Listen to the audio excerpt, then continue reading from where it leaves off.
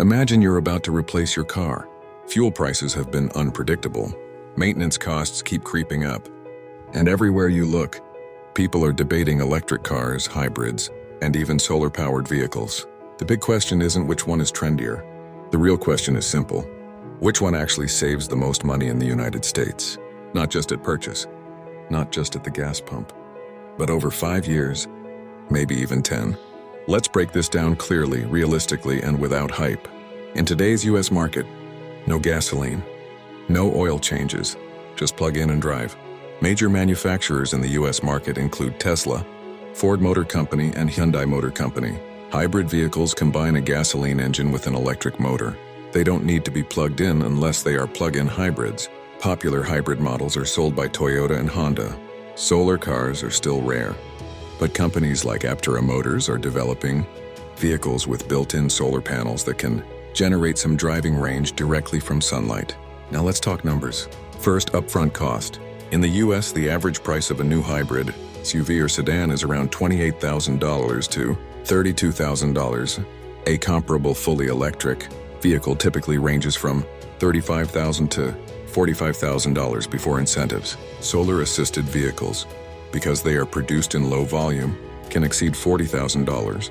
At first glance, the hybrid looks like the cheaper option. Lower sticker price, lower monthly payment. But purchase price is only one part of the story.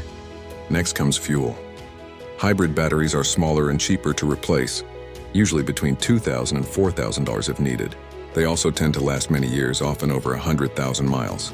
Now, what about solar cars? Solar-assisted vehicles can generate a limited number of miles per day directly from sunlight. In sunny states like California, Arizona, or Texas, that could mean several thousand free miles per year for short commutes. However, current solar vehicle technology does not eliminate the need for plug-in charging. The solar panels supplement the battery. They do not fully replace grid charging for most drivers.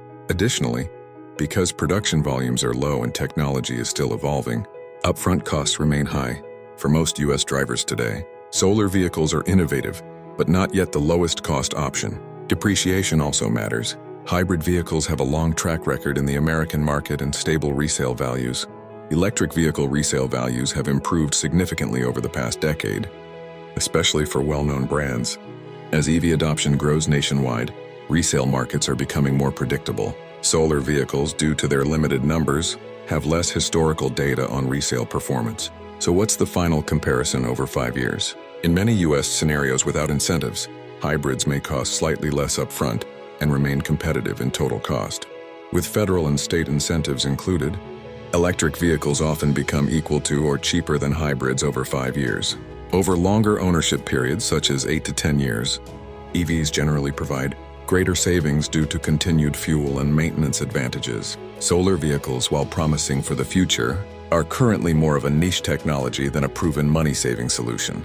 The most cost-effective option ultimately depends on 3 key factors: access to home charging, local electricity rates, eligibility for incentives. For drivers with a garage and access to federal or state credits, electric vehicles often deliver the strongest long-term financial advantage.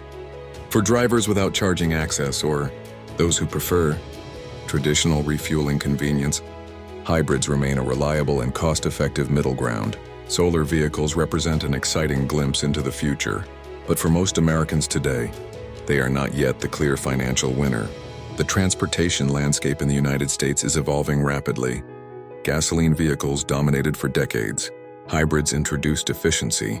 Electric vehicles are now reshaping long-term ownership costs. Solar technology is pushing innovation even further. The smartest decision is not based on trends. It's based on total cost of ownership, real driving habits, and long-term planning. Because when it comes to saving money, the best vehicle is not the most futuristic one. It's the one that fits how and where you actually drive.